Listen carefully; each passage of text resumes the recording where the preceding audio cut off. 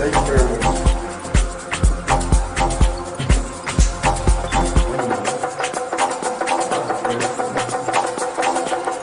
My friend and my brother from Abia is the MD of Abia Facts.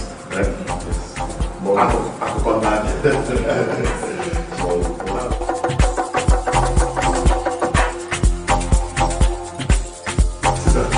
Thank you very much.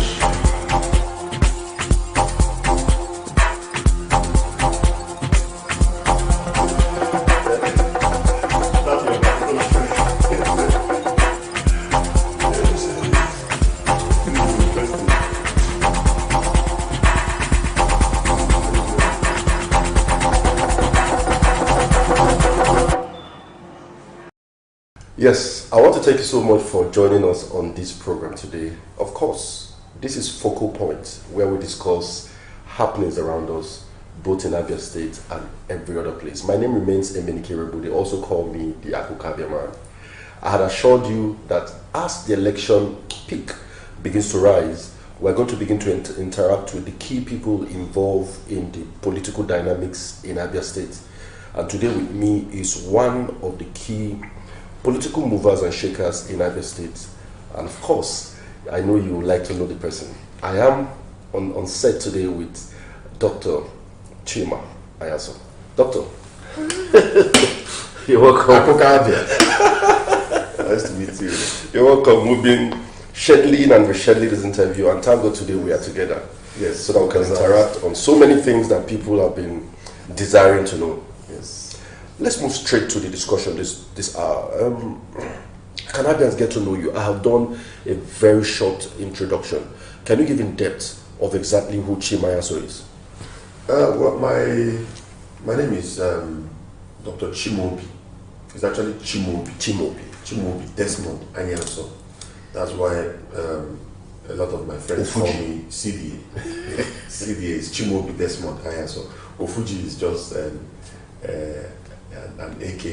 Okay. It's actually a title. It's actually a chieftaincy title, but it has almost taken me as a Fuji. But so that's my name, and I was born and brought up in Aba. I am from Abia State, of course, and a native of Igbere in Ben, the local government area of Abia State. So that's about. Okay, I think a lot of people know about Chima Anyaso, know about your name in Fuji. At least people know you so much in Abia State, but we want to also know, because we know a lot of younger people will be watching this program and we want to learn one or two things from you also. Can you give us an insight to your educational background? What is it like?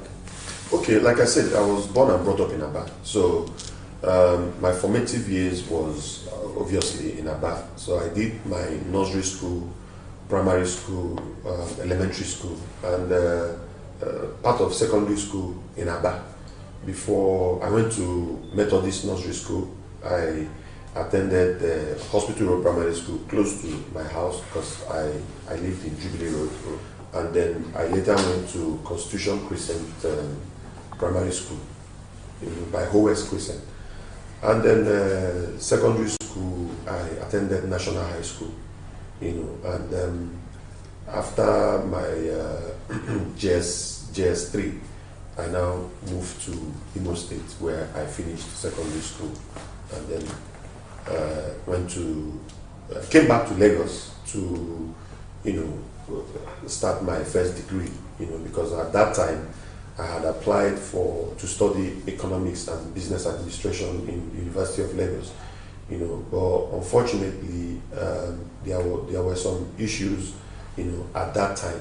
So I had to go back to Ebonyi State because I was asked to wait for another year, and I didn't want to miss any year at all because my younger sister was already, had already gotten admission in UNN. So I didn't want to stay at home, and lose any year, while my younger sister goes to the university. So I decided to go to the Ebonyi State University, where I got my first degree in English and literature.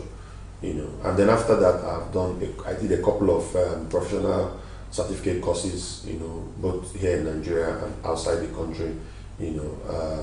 One in New York and in some other places before, going back to that same University of Lagos to, do my MBA, and yeah.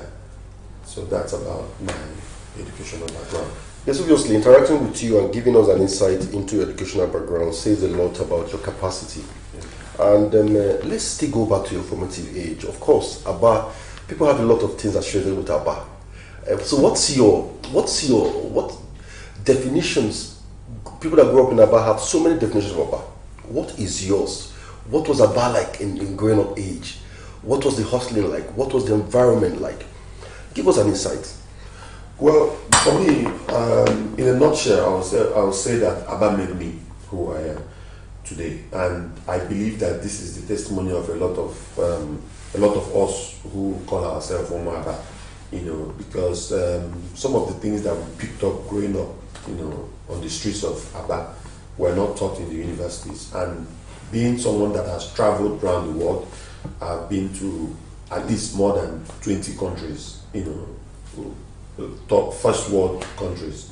I have not seen anywhere that, you can learn some of the things that, very natural, organic things that we learned growing up in Aba.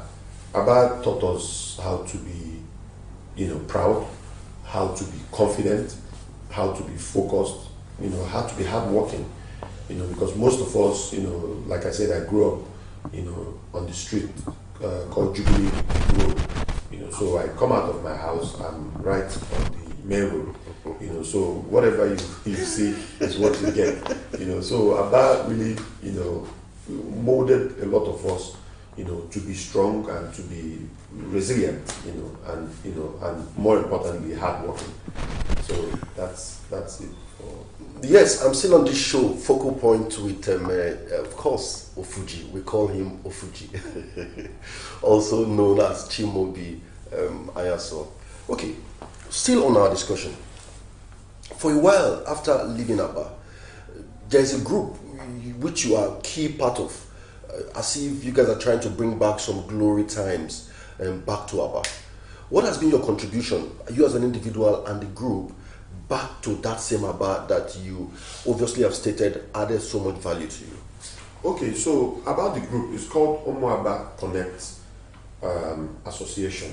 And the Omo Aba Connect Association is made up of young entrepreneurs, upwardly mobile, young men who were born and brought up in Aba, and we came together, as progressives, living, in Lagos and outside Nigeria, and we decided to form this association to help our people back home, and fortunately I was part of the people who spearheaded the formation of this association from the onset. So at that time, because we were just starting, there was no constitution, there was no election. So I was appointed the vice president of the association. While my friend Emeka Obaraji Emimos was heading the association as the president. So both of us ran the association for about 4 years before we were able to gather enough momentum. A lot of people were interested in what we were doing at that time. Before we even organized ourselves, had our constitution, and decided to now do a proper election that it brought me in as the first president, elected president of the association. We have done a lot of charity programs. That is our major aim of starting this organization, to give back to the society that gives so much to us. So our major priority is giving back, sponsoring young people from Abia, into different skill acquisition programs. And we've done a lot of other projects, like we built one of the best modern bus stops in Abia. There was a time we wanted to rebuild the Okigwe Road flyover, the flyover, but I think, as usual, the government got wind of it and they stopped us they didn't allow us to carry out that project, because, a lot of us go to play football in that school, that Okigwe Road school. So one of our members brought up that idea of building that bridge, at some point. And when we wanted to embark on that project, we applied to the government, and politics played out and we left it. But we have gone to the hospitals in Abia State when they were still functional. I know they are dead at the moment, but then we have gone there, we gave them a lot of medical support and all of that. So that's what we've been doing. During the pandemic, during the lockdown, we didn't want to just send food, but we sent food, and we also gave money, as much as 5,000 naira to about 500 different families, just to support them. So, and also our members individually have also taken up some, support programs, from people who apply to us for. So sometimes we just throw it open on the group and say, okay, who wants to do this, who can do this, and so that's what we've been doing. And we still have a lot of lined up of projects that we will do, but unfortunately now I'm a bit distracted. But it's not stopping anything. Yesterday I had an executive meeting with our executives, and we're going to roll out soon.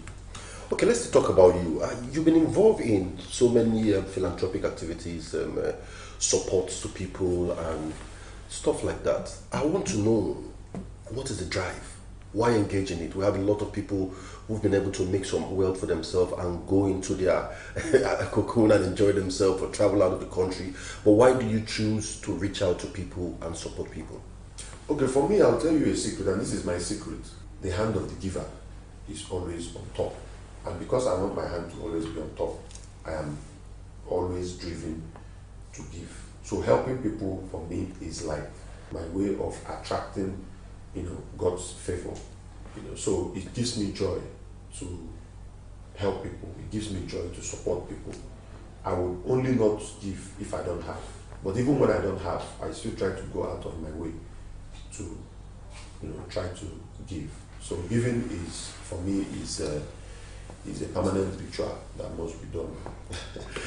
Just like I said in our intro, this is our interaction. We would also be interacting with so many other key stakeholders in this upcoming 2023 election. All we intend to do is to make sure we bring you the right information and expose you to these key contenders so that you yourself can make up your mind on which of the areas you want to go to. I'm still on my set with Chima Anyaso. Of course, they call him Ofuji. Ofuji, let's talk about business now. You, of course, this is your play part. Yes. You are one of the notable youths, and almost everywhere you are there. I've seen you series of times in Abuja in different kind of events of youth programs and stuff like that. One could comfortably say that you're one of Nigerian and Abia outstanding youths, and in business too. How did this come about? How did you drive? How did you come to be where you are now in the business world? My both parents were business people. My dad, my late father was a trader, a very well-known trader in Aba. He was a commodity trader, and I saw him, toil day and night just to, make ends meet. And I also would say the same thing about my mother. She was also a trader, not in commodity, but she was into what do you call materials, like clothing materials. So I picked up all these things from my parents. But then going into talking about myself, I started hustling at a very young age, and this is why I say that Aba made me who I am today, because in as much as I can say that my parents were well-to-do growing up, I still did not let it deter me from working hard on my own. I couldn't just depend. If I was depending on what I got from my parents, I would not be able to give to others. So even as a child, I was hustling. I did a lot of trading growing up. I traveled with my dad to the village, during different seasons, and from the little money I get from uncles and aunties, I use it to buy whatever it is that is growing in that season. If it's orange, if it's apple, if it's pineapple, whatever it is, I'll bring it back to Aba. So now I have free transportation because I travel with my dad. So I'm not paying for transportation. So that increases my profit. So I can afford to reduce my price and sell. So I was making sales and was making additional profit. So this was as far back as in the 90s when I was 14, 15 years old, and I was living with my parents. I was still in secondary school, up until when I got into the university. As an undergraduate, I was one of the richest boys in school, because while my mates were busy, practicing cultism and drinking in the beer parlors, I was traveling from Aba to Lagos, buying either fairly used computers or making shirts and trousers from Aba, coming back to Ebonyi State to sell to those commissioners and politicians who were my friends, because they saw me as a bright, smart young man who dresses very well, can engage in conversations, and they were all my friends. So from time, I've always had friends who are older than me up till now. So those people sent me on errands, and I delivered,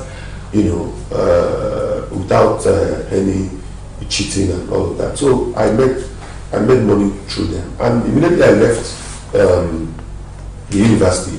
I got my first job through my elder brother. He was building a property then. So I was assisting him at that time to supervise the project. So I was in charge of procurement and supervision of the site. Before even I went to service, my brother had gone back to Canada, and then the project was kind of put on hold. So I came to Lagos to stay with my elder sister, and then she introduced me to my boss, Mr. Ikechukwu Okolo from Delta State. He's the MD of Aquitaine Oil and Gas. So I started working with him. Then we were into funds management, funds transfer, and we also used to give small loans, to SMEs, and I was doing this, coordinating our clients who were doing some verifications and making sure that before we give out any loan, that I go to investigate the client and making sure that the check that they give to us is a good check, and that they actually work where they say they work. So I was doing all of this. So I was more or less doing like administrative work, and I gained a lot of experience from there before I now went to do my NYSC and here in Lagos as well, in Yanebaja. That was where I served in 2005. So before I even went to service, I was already working. So luckily, while I was serving, my office also wanted to retain me. So what I did was to get a letter from my office and give to the director of NYSC, requesting that I be posted back to where I was working before. And they did that, and I just went back and continued my work. And that's where I stayed until I left to start my own business in 2006-2007. I resigned and decided to go and start my own thing. And because I had already gained a lot of experience, and I had a lot of contacts, and I felt well enough, sufficient to start my own. And I immediately started, Cadence Oil and Gas gave back to Second Energy Oil and Gas, and from there, here we are. So it's been business hustling all the way. Okay, let us now look at because there are a lot of youths who are looking up to you, who are taking you like their own role model. So what would be your advice to upcoming youths as regards pursuit of their livelihood? So I founded the NN19 movement in 2018. So NN19 is New Nigeria 2019. So it's a youth advocacy movement for youth inclusiveness in politics. And a lot of the times when, as the convener of that movement, I had to attend a lot of events, speak in many forums, and what I've always advised, because of a lot of things we did, we visited all the past presidents of Nigeria and a lot of big politicians, trying to sell our message to them, trying to insist that youth should be included in politics. I was also part of the Not Too Young to Run program, and most of the times we had to visit all these people. So all the times that I've had the opportunity to speak to youths, I just tell them one thing. For me, it's all about focus and diligence. Your focus, you're diligent. Because a lot of people say it's hard work. It's not just hard work, because who works harder than who? You see truck pushers, you can't say that you're working harder than them, but you have to be diligent in what you do. You have to be focused, and be forthright. So and I think for me it has worked, and I believe that it has also worked for a lot of other people. So this has been my advice to young people: remain focused, be diligent, and forthright. And coming from your word, you used a particular word that interests me, forthright, and there are allegations, and one of the major ones is the issue of GT Bank, which seems to often come up whenever the elections are close by the corner. I know during the 2019 election, when you ran for House of Rep, that same story came up, and a few weeks ago, that same story again is kind of popping up again. Can you give us an insight? Are you owing GT Bank, and how much is it? Okay, before I dive into that issue, I want to ask a question. You said there are allegations. I only know of one allegation, so that let us be clear, so that I know how many allegations I am going to be answering to. Are there other allegations apart from the one of GTB, so that I will, I also... Yes, there's another allegation that you are involved in some funny kind of business. This popular Yahoo or whatever they call it, that also you participate in it. So I don't know. Those are what we need to clarify. These are political period, and there's a need for you to give clearance to them. Okay, good. So there are two allegations against me.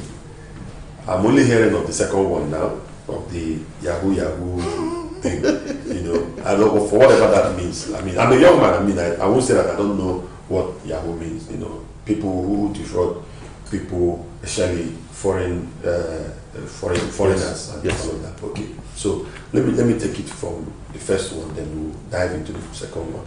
Now, GTB is a bank, Guaranteed Trust Bank, and for any bank to advance a credit facility to you means that you are credible. They must have done their due diligence. A bank as big as Guaranteed Trust Bank will not give their money to just anybody. So for me, that is number one. I was qualified. After the due diligence was done, they found me worthy to advance the facility. And we're talking about a facility of 1 billion naira, which was given to me in the year 2008. 2008, you mean? 2008. So now you have to look at it. When you talk about Yahoo, at the age of 27, bank was giving me 1 billion at the age of 27. So I don't know the age where people do Yahoo. So this is now contradicting. Somebody who can go approach a bank and they will give him a facility of 1 billion at the age of 27.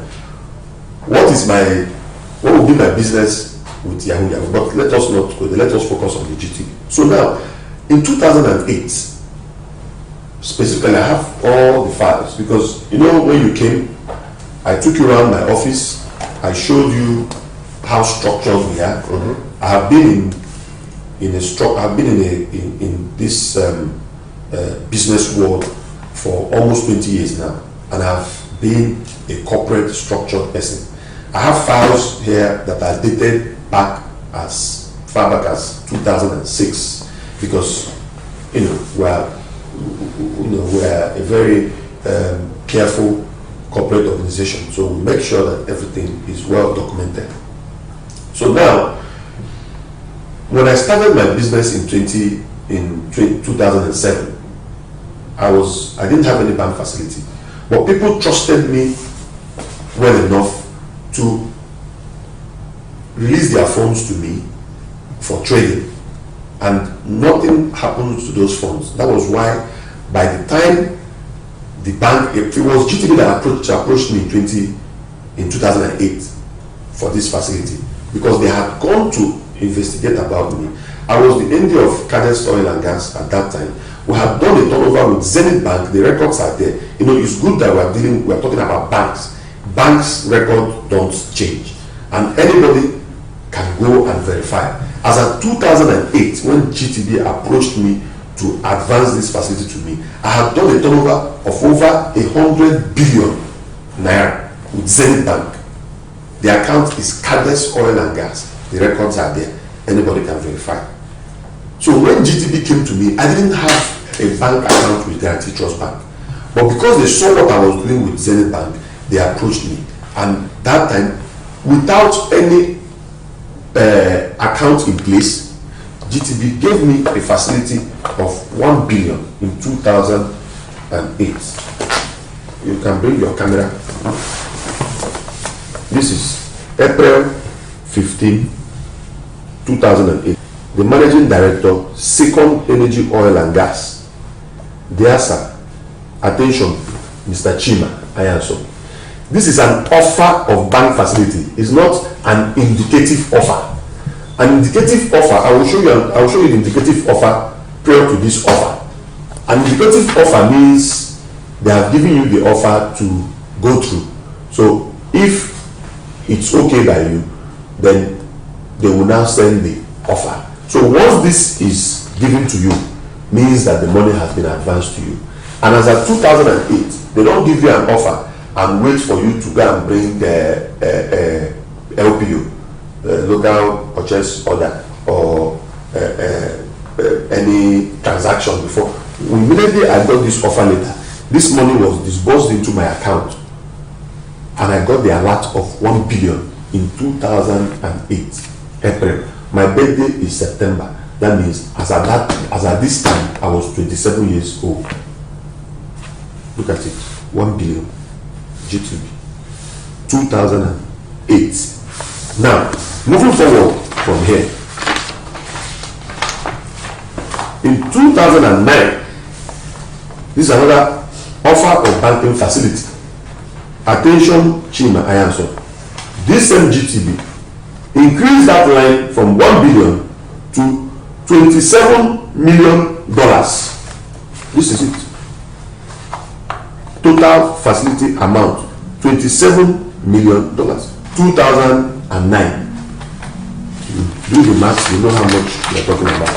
So it goes on. This is just GTB, and it is not only GTB that we had a banking relationship with. I think this file is just for GTB. Okay, yes, this file is just for GTB. This is for you to know how detailed we are. Everything that has to do with Guarantee Trust Bank is here. And if you look at the paper, you can see that they are very old papers. You know, these are some of the transactions that we did with multinationals, ADAX, Mobile, Total. These were my major clients. Total Nigeria, Mobile, ADAX, AP, Call Oil. All of these people go there and ask about Second Energy, who were their major suppliers of finished products, you know, from 2008 to today. So now, coming back to your question of owing GTB, yes, we had business transaction. They gave me a facility because I was qualified to be given a facility of this amount.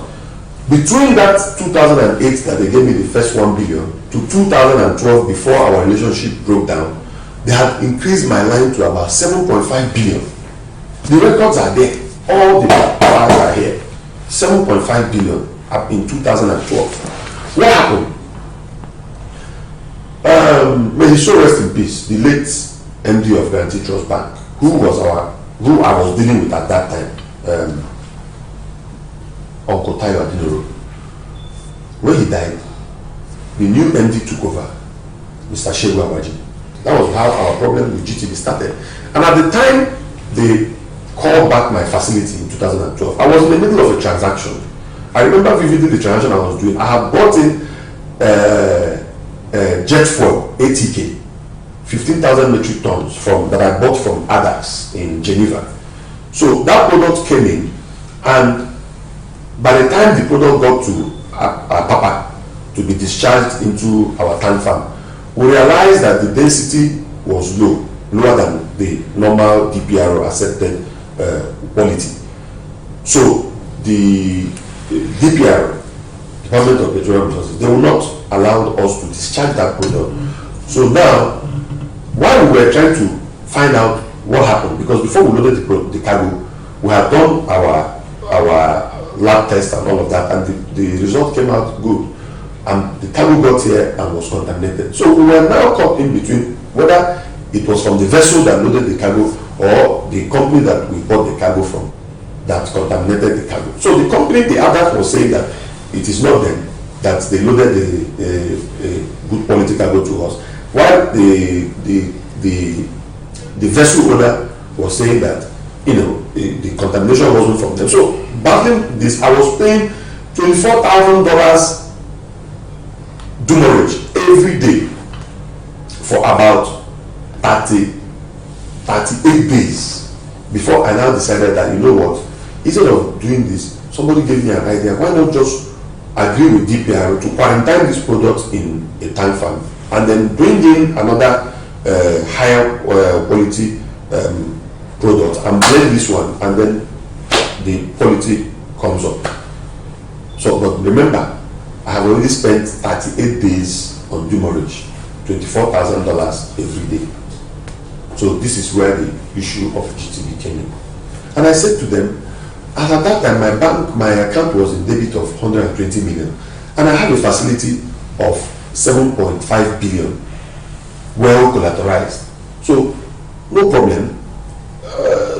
Business is about profit and loss. Now we have made a loss. We have been in profit since the last 4 years or thereabout. And even in that 4 years, we've also made some losses, and we moved on and we made profit.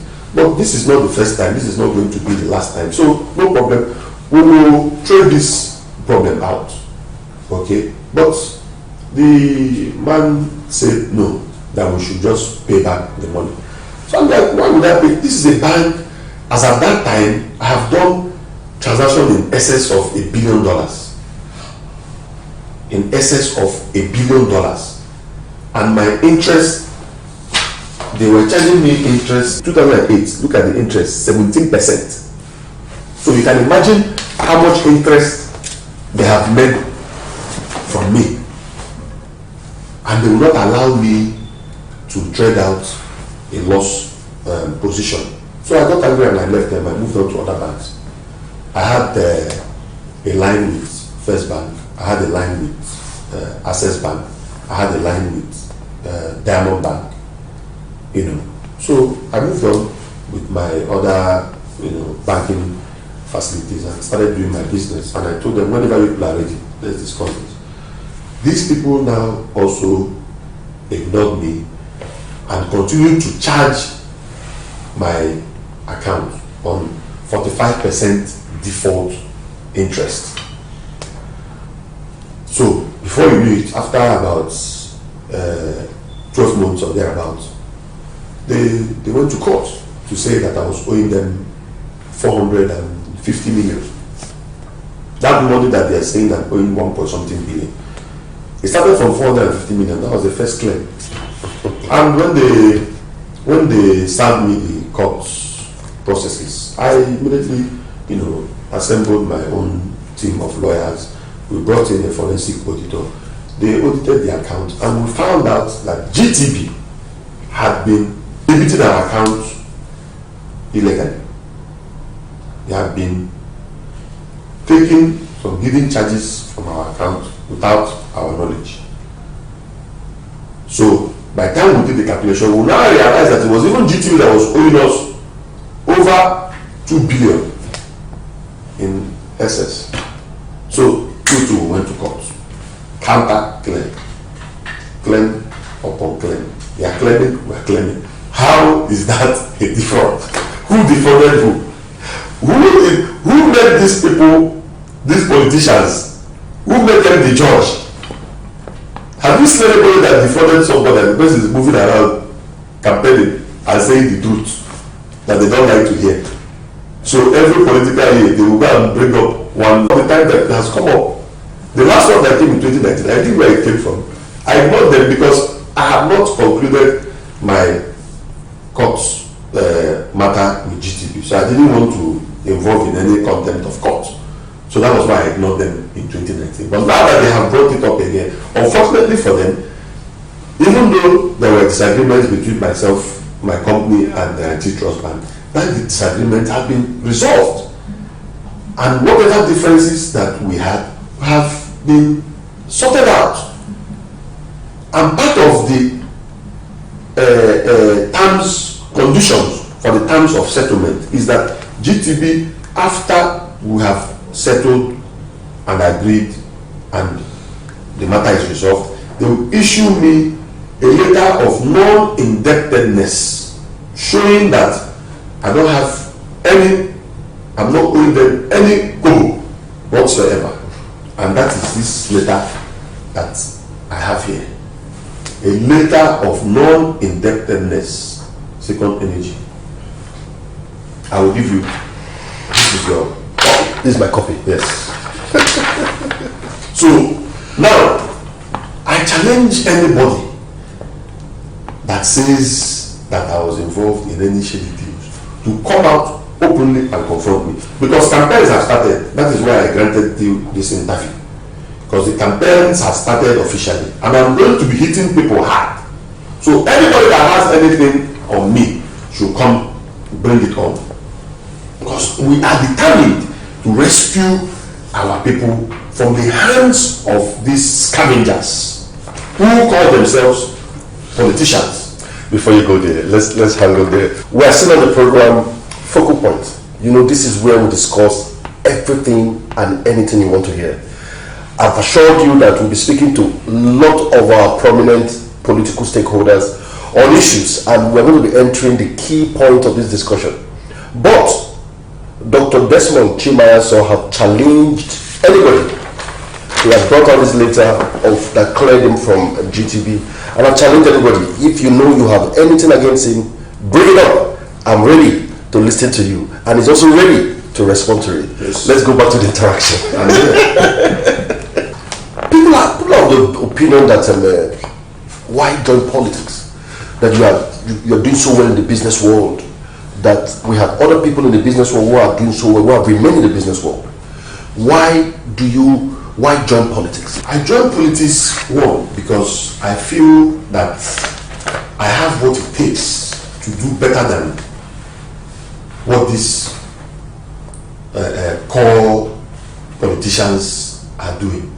I joined politics because I believe that with what I have done as a private individual, with my personal resources, even without being in politics, having access to public funds, people's funds, I have done far better than a lot of people with my personal funds. I have done far better than a lot of people who call themselves politicians in charge of public resources. So now, if we sit back and continue to watch these scavengers rip off our people, deprive our people what is due to them, this is what will continue to remain where we are. Imagine a lot of people who run away from politics do that because they are not clean. So imagine if I actually had a shady deal with GTB and they are bringing up this matter now.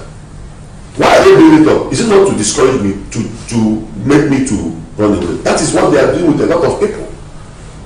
But unfortunately for them, I have no case to answer. So I am not in politics because I want to be a core politician.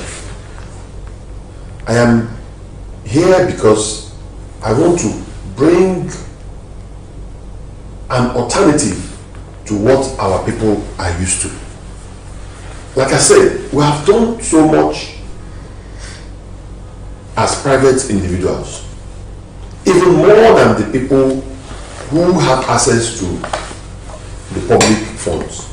So, and the reason why people like us are not wanted in politics is so that the nonsense will continue.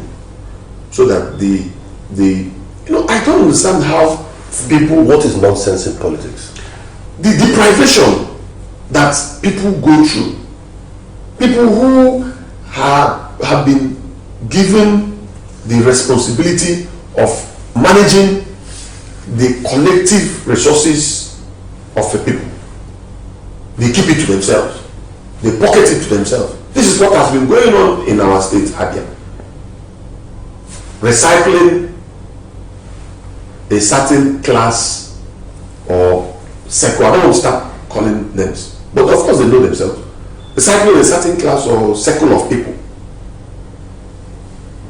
And they don't want people who are clean.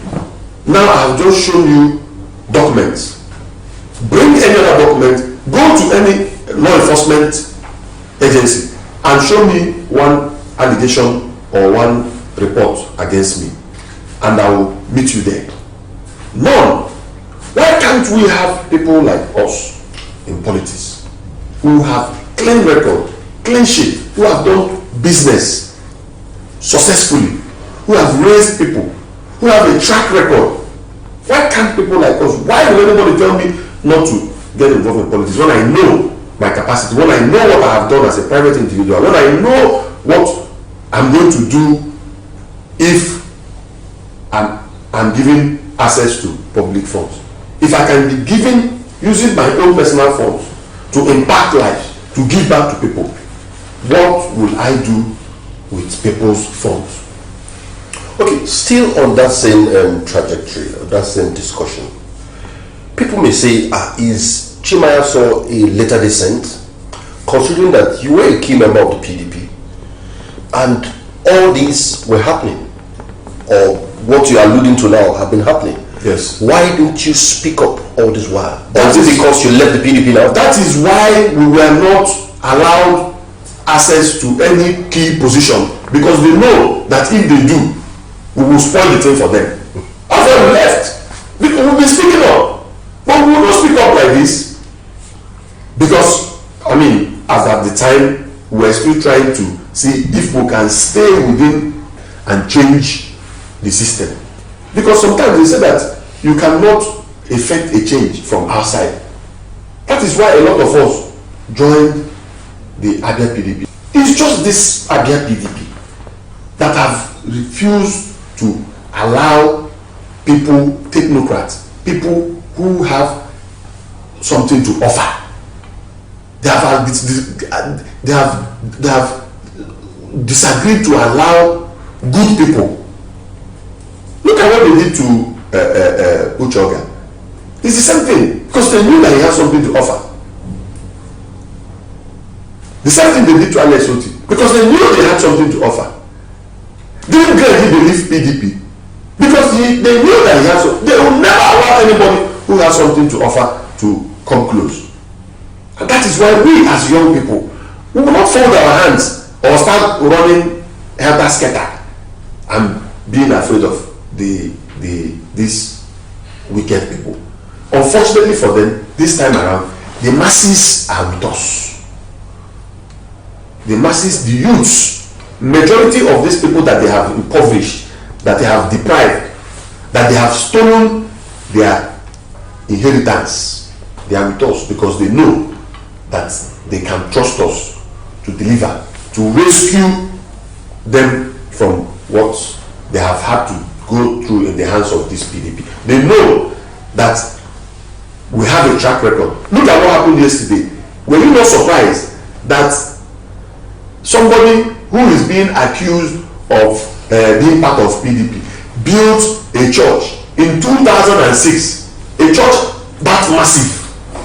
Even me, I was shocked when I saw the news yesterday. That means that church, for them to have commissioned that church in 2016, means that church must have been started at least 2 years before the commissioning. So somebody would have over $500 million to build a church. And we're also aware that he supported the current government in 2015 when they came to power. He gave them money. How can you now come and tell me that it is that government that supported this person? Going back to still our discussion, we've been talking about the state. And so, if you had to rate Abia State now and the PDP, would you say that PDP has failed Abia State? Completely. Completely. What is sweet about Abia State as it stands today, comparing to a state like Ebonyi, just our backyard? What is sweet about Abia State? At least I grew up in Aba. My father used to trade in commodity. The people, my father's major customers were from Akwa Ibom. From my house in Jubilee to Akwa Ibom, if I enter my father's car to go and drop my brother in Uyo, who was schooling at Federal Government College, Uyo, it takes us 35 minutes. Is it the same today? 35 minutes from Jubilee Road to Uyo. And you're saying sweet things. What is sweet? Where do you want us to start from? 20-something years, we have continued to go down while other states are going up. Okay, 2019, you were active in, you picked up the PDP ticket for House of Representatives for Ben, the federal constituency, and that particular election, you lost out in that election. What happened? What did you learn? It was internal PDP wickedness. Naturally, there is no way that I brought value to the party. I brought value to PDP. I won the 3-term incumbent in the primaries election. PDP primaries is keenly contested than the general election. And I won that election. Not just the incumbent that I won. There were other strong contenders who have won elections in the past, who are stakeholders in the party, who have been there. It was my first outing in 2019. It was my first outing. But I won the election because I had endeared myself to the people. The people can see through me what we have done. I didn't pay anybody. I didn't pay anybody. And that is why,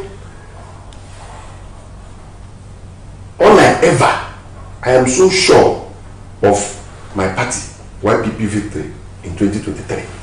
Because the people are wiser. They did it in 2019 for me. When against all, they voted massively for me to win that primaries. Then they deceived me. They told me that once you win the party ticket, that the party takes over. I now carried everything and handed over to PDP. On the day of my election, nobody, none of the leaders whatsoever was at the collection center. That means you are alleging sabotage now by your then party members. 100%. They sabotaged me. They know. Let them come and challenge anything I say they should come and challenge it. You talked about shady deals. I have given you my proof. Let anybody that says it's not true come out and let's challenge it. Anything you want to bring now, let them come and challenge it. And when I start to throw my own, I will also call them to come out so that I will bring proof. Okay, we are still in our discussion program with Dr. Chima Anyaso. Of course, we have discussed from his background, where he's coming from, the Abia days. We've talked about business. Now we're in the key discussion of politics. And of course, the tempo is rising gradually. Let me still come back to Chima. Yes. Thank you so much for this opportunity once again. Thank you. Now, this electionary period has been a little bit confusing for some people. Number one, there were views that you wanted to run again for House of Rep, for that same Bender federal constituency. Then, you now picked up the gubernatorial form. Now, you moved to YPP and now a deputy governorship candidate, a running mate to the YPP gubernatorial candidate in Abia State, in the person of Engineer Anyinayawafo. What's been happening? Did you abandon your ticket in the YPP? Did you sell it out to OKJ or your former House of Rep member? What exactly is happening? Well, first of all, I did not plan to run for House of Rep again in 2023. Never. Everybody that is close to me, that knows me, knew this fact. Even the person that you mentioned, I'm sure you saw one time that we were together in Abuja. Yes, there were pictures flying up and down. I told her up and plain that I was not going to run for House of Rep. For whatever reason why I didn't get to the Federal House of Rep in 2019, I leave it to God. But you see, it is only a fool that will see clearly where there is no road, and he will enter it, just like some people are doing now. You see that there is no road, they put road sign, road blocked, and then you enter. A fool. And I'm not a fool. I have never been a fool. I am not a failure. If you are looking for the definition of success, it's me. So I'm a very careful person, very smart, very intelligent. I do my calculation right. And I did that, and I knew that it was not my conscience would not allow me to go and start running against Honorable Benjamin Kalu again when he has just done one tenure. And our sister from Omuna has been there for 3 times, 12 years. Yes, I tried to to, take over from her, because as at that time, I wasn't a politician. It was Bengal youths that came to me and said, come and represent us. So I didn't understand the dynamics of Omona and Ikwishi, the bend the north and bend the south matter. I didn't understand it. So long as I'm concerned, they told me that I was the best person to represent them at that time, and they told me that our sister has been there 3 times and that they need somebody else to take over from her. So long as I'm concerned, what I saw is that the people needed a change, a replacement from what they are used to. And when I made contacts with our sister, she confirmed to me that she was not going to run again. So that was my drive at that time, until I now went very deep into the process, and I found out that there was this feeling of alienation from the other side, that they are feeling cheated, that there are 2 sides, the bend the north and bend the south. And maybe that is why God allowed the sabotage to happen, so that the bend the south people can have a taste of the pudding, which they have just tasted for the first time. And in my own conscience, so I don't know about other people, I'm talking about myself, I said I will not go and run against them. Let them at least complete their second term. That is why even in our party, in YPP, our candidate is Obikwishi. So if they think that Honorable Benjamin Kalu is not good enough for them, let them vote our own candidate from the YPP, who is also from Ikwishi there. Our candidate is not from Omunda, where I'm from. So that is why I did not run for House of Rep. Then talking about me, why I ran for governorship, and yes, I ran for governorship because my people from Abia North were challenged by the present governor, who said that he can't see anybody from Abia North. With this my height, you cannot see somebody from Abia North. You lie. That was why I went to buy the form in that same PDP to say that there is somebody as tall as I am, as clean, as intelligent, as resourceful as I am from Abia North, who will run and win. But they did not allow the contest to go. They did magu and went and brought an old retired professor to impose on young, smart, intelligent people like myself and my principal now. To no work. So for me, it was about my people. It was about the people of Abia North, who at that time everybody believed that based on zoning it was going to come to Abia North. And I felt very sufficiently qualified to represent my people. And when I gave it a shot, I saw the kind of support and encouragement that I got from my people. So I knew that I was on the right path. But unfortunately, they did not allow the free and fair contest to hold. So we moved on. Moving on, I found somebody who I see myself in him, who I see that is very ready, very prepared, who has been preparing to take over the leadership of Abia State for more than 7 years. He has been preparing. I sat down with him just like I'm sitting with you. We had a heart-to-heart conversation. We had a sincere conversation, and he convinced me, and based on my conviction, I said to myself, look, this man is at this material point in time is better prepared than you are, and you can see that both of you share the same vision, the same mission. So meaning that if he is there, the same purpose or the same drive that I have will also be fulfilled.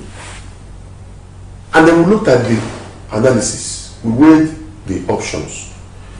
The PDP has chosen somebody from. Let's not go there yet. Let me first ask this question. Very important question. So, at what point did you now jettison the Abia North project and now decide to support someone else from Abia South?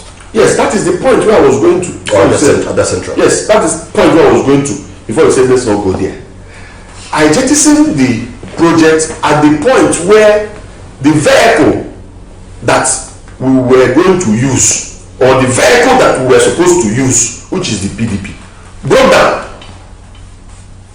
Engine locked completely beyond repair, and I had to continue my journey.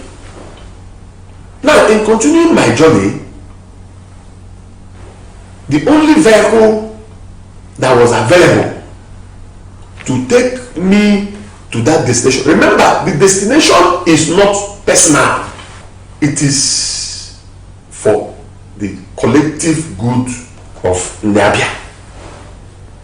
So whether it is me or it is who it is now, the most important thing is who will deliver, who has a better opportunity. So the only vehicle that was available now for the restoration of Abia State was the YPP, the Young Progressive Party. And I found myself and my principal, Engineering Nyawafo, inside this same vehicle together at the same time.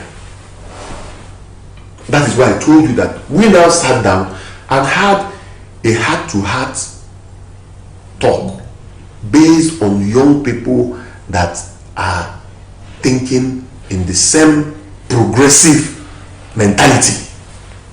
And because I'm a progressive, I saw a more superior argument and I bowed to it.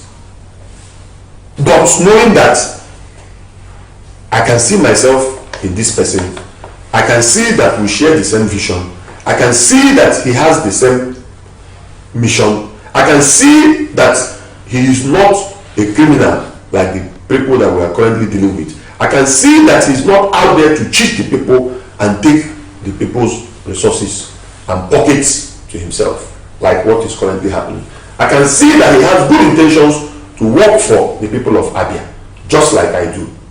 I decided to, looking at other circumstances, like the fact that the PDP North engine vehicle is from Abia Central. The Labour Party man who is also from Abia Central has also joined the race. There was no need of, chasing shadows when I know that at the end of the day, it is the same quality of development that we are going to get. So I decided to support a fellow young man, a progressive, a sound mind, a decent man who has the fear of God, because we are dealing with devils who don't know God. That is our current situation. But I have somebody who have tested his faith in God, and I see that he has absolute fear of God. And for me, that is what is important. Because if you don't have the fear of God, you behave the way these people that we are currently dealing with are behaving. But I've seen a man who has the fear of God, who has respect for his family, just like I do. Take away everything from me, but don't come near my family and my God. And this is the same thing I see in Engineer Nyawafo. And that is why I will support him. I will give him every support that he needs to win this election. And after he has won, I will continue to support him to make sure that he delivers to Abians what he has said he will do.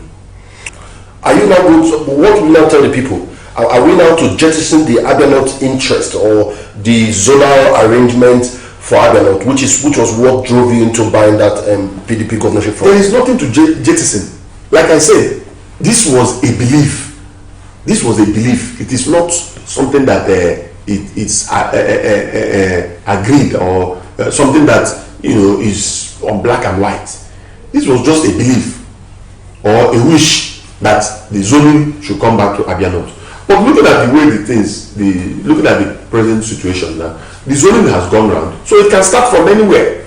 But that is not even the case here. The point is that there is nothing to jettison. I am from Abia North, and I also ran for both the contested for governorship alongside with Engineer Nwafo in PDP. So that means both of us are qualified to be governor, and both of us have come together.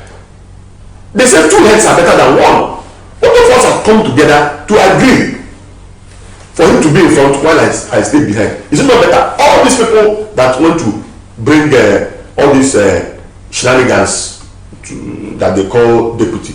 Some people, their brothers paid for them. Some people have nothing to show that they have done for the people to come and be their deputy. Are they better off?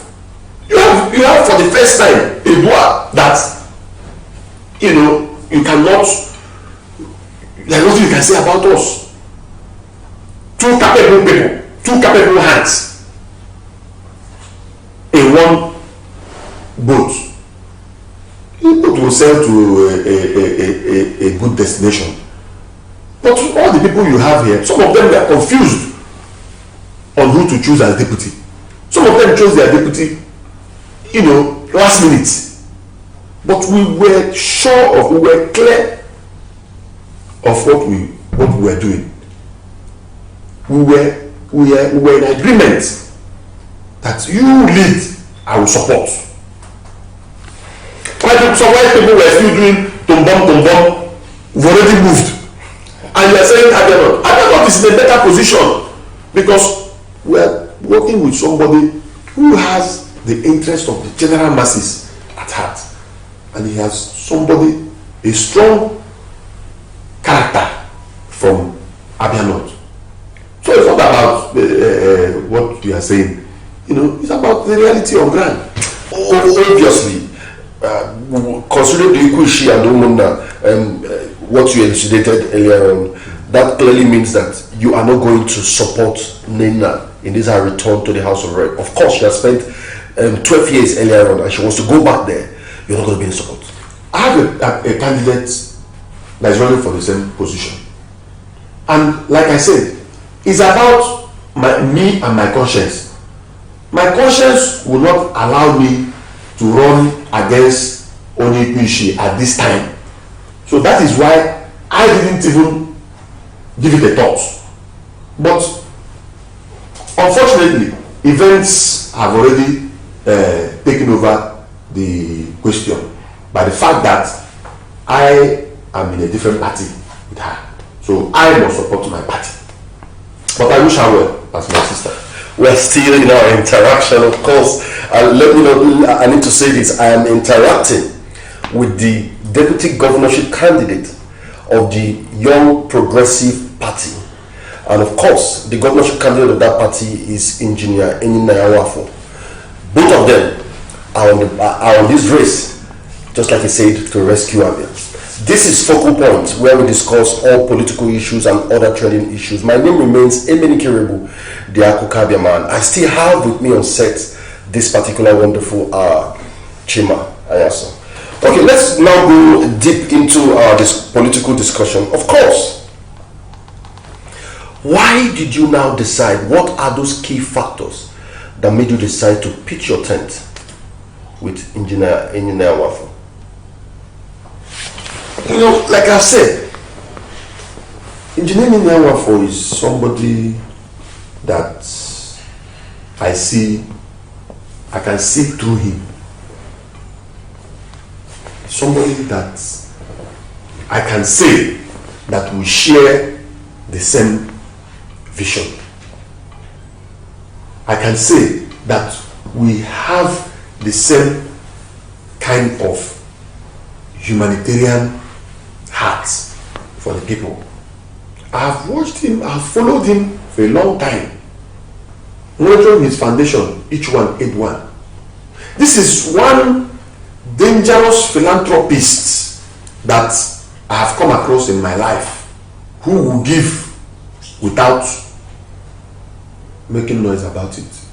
So are you aware that even me here, I have built a school in my community in 2008, and I have given free education to over 500 children, and we have graduated. I mean, this last September, we graduated our 6th set of primary 6 going to secondary school. That means, as of today, I have children who graduated from my school that are writing WAEC now. So in the next 4 or 5 years, I will have graduates who will come and say, I was a beneficiary of your free nursery and primary education. So talking about Nana, like I told you, these are the things that I saw. I see a man who has the capacity to develop humans, just like I have done in my private sector business. I see a man who has the knowledge of wealth creation, somebody who has single-handedly on his own created wealth, managing different businesses in different sectors.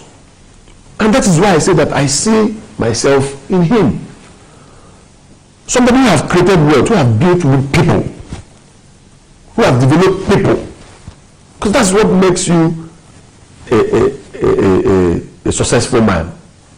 That is the man you have as the next governor of Abia State, Engineer Chima Anyaso. He has built people, he has empowered people, he has created wealth, he is a sound engineer. Okay, I'm believing that you guys have a blueprint that we can extensively look into, because we have assured Abians that this time around is not a time where we allow people to just tell us word of mouth. We would like to see their blueprints, we would like to analyze it. I'm believing that your principal will have an opportunity with me to look at those blueprints sector by sector and dissect it so that Abians can actually know what are his plans and moving forward. Okay, moving forward from that question, let's look at this other issue that also have been on our public space in Abia also, which is that your principal is part of the PDP, that he's still in PDP, that he is actually another, the second option of the governor. That's also, what do you have to say about that? Well, we were all former PDP. The question is, why are we no longer in the PDP? Can the PDP say that we benefited anything from them? So, in life, everything that has a beginning has an ending. There is time to born and time to die. This is the time for Abia PDP too. It's dead. It's time for it to die. Yes, it is dead. PDP was not the first party in Nigeria. Where is NRC? So what is the big deal? That PDP is going into oblivion. Is a big deal. Having parties like MPP and NRC, all those parties that people like MKO them and Azikiwe them used to run election in the past, all gone. So if PDP in Abia is going, there's nothing wrong with that. A new progressive party have come. PDP has been in Abia, looting Abia people dry for the past 23 years. And now a young progressive party has come. So there's nothing wrong with that. Okay, still on this discussion of your principal, of course, we have other gubernatorial candidates. We have prominent ones. We have the All Progressive Grand Alliance, which is Professor Gregory Ibe. We have the Labour Party with Dr. Alex Oti. We have the PDP with Professor Uche Ikonne, and then your principal, Engineer Chima Anyaso. these people seems to be professors, doctors. Do you think your principal have an age ahead of them? Yes.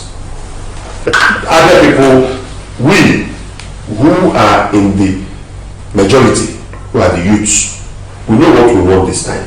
We want ourselves. Not ourselves. We are tired of having these people to pretend over us and then give us crumbs. No. That is why the youths have said that it is time, it is youth o'clock, and they have presented 2 young, vibrant, intelligent people that they can trust. Let's look into another not just one random interaction, another important thing we need to discuss about. PDP has been in the state for a very long time, and they claim to be rooted. They claim that Abia is PDP. And there have been efforts by other parties to see how to root them out of the state, and it has not worked. Do you think that YPP has the momentum, has the capacity, has what it takes in your membership strength, in your rootedness in Abia State to upsurge PDP come 2023 election? Yes, we do. When you say rooted, who are the roots of the PDP? Who are the roots? These people that are stealing our common resources, are they the roots? These are expired roots. They're expired roots. And like I've told you before, everything that has a beginning must have an end. This is the end. And this does not mean that everybody that is a member of the PDP or used to be a member of the PDP is a bad person. No. There are still good people within the PDP. People who are outspoken, people who are not, swayed by crumbs. People like Chief Vlog, who will speak out when it is necessary, and who will call a spade a spade. There are still some good people in the PDP. But what I am saying is that even then, they know that their time has expired. So it's not about us, it's about the people. Politics is about the people. And the people of Abia State, who are majority of young people and women, have said, pointing directly at the YPP flag bearers, that this is the people that we want to represent us in 2023 and beyond. And there is nothing even us can do about it anymore. It has gone off our hands. The people have decided, and it's now the wish and the will of the people that will prevail. While winding down in this our interaction this hour, what do you have to tell? What's your final, of course the campaigns are on now, what is your final take? What will you tell Abians as regards your party, your candidacy, and the 2023 election, your final take? I will tell Abians to be very strong, very determined in their decision, because we know that they have already made a decision, that they made that decision believing that they have found the Messiah. They have found the man who God has anointed to rescue Abia from where it is, in the person of Engineer Wafo. And I want to assure Abians that I, Dr. Chima Anyaso, who they also believe in, who they know my capacity in terms of human capital development, in terms of raising men, that I am going to give Engineer Wafo, my principal, all the support that he needs to succeed in this responsibility that they have imposed on him, and that we are going to make sure that we will deliver on every single promise that we will make to Abians. That's very importantly, we are not going to steal from them. What betide us if we ever steal from Abians, which is to these people who are there now, is enough. Stealing, oh shit, that is what they are known for. We are not like that. We are going to put the people's resources back to work for the people. We are going to make sure that Abia moves from where it is today, consumption, if I borrow the words of our leader, Okutendigo, P2P. We are going to move Abia from consumption to production. We are going to export made in Abia goods to the world, and will bring foreign exchange to develop Abia. We have what it takes. We have the contacts, we have the exposure, we have the reach, we have the wherewithal. I know the person that I am deputizing. I know the man that I am supporting. I know that he has the capacity. He has shown it in his private business enterprise, and I can assure you that whatever we have said, we will do. And our word must and will be our bond. This is my commitment on behalf of myself. And I know that my principal, the incoming governor, will also be in agreement with all that I have said as regards good governance and making sure that we move Abia from this present condition to where it's supposed to be. Okay, while we are running down, I don't know if you have handles that followers, lovers can actually join you on and follow you on your handles. Yes, please, this is very important. I see a lot of people writing about people using my picture to defraud them. I have said it many times. I have done disclaimers. I have said I don't do giveaway. For long as I'm concerned, those things are what attracts even the defrauding that they are talking about. If I am known to be doing giveaway, it is easier for somebody to use me and be defrauding people. So this is why I don't engage in social media giveaway. If I want to help somebody, if I want to support somebody, I will have a personal encounter with that person, a relationship with that person, and I will support that person. So anybody using my picture, and the funny about that, the people use different names. Still, these people will fall victim to their deceit. I don't do giveaway. Anybody asking you to pay money on Facebook or any social media platform is not Dr. Chima Anyaso. I have only one Facebook account, which is Chima Anyaso, and the same name on my Instagram account. Dr. Chima Anyaso is my Instagram handle, and Chima Anyaso is my Facebook handle. These are, and my Twitter is also Chima Anyaso. These are the only three social media handles that I'm going to send it to you, so that in case you have to publish it, we publish it. Thank you very much.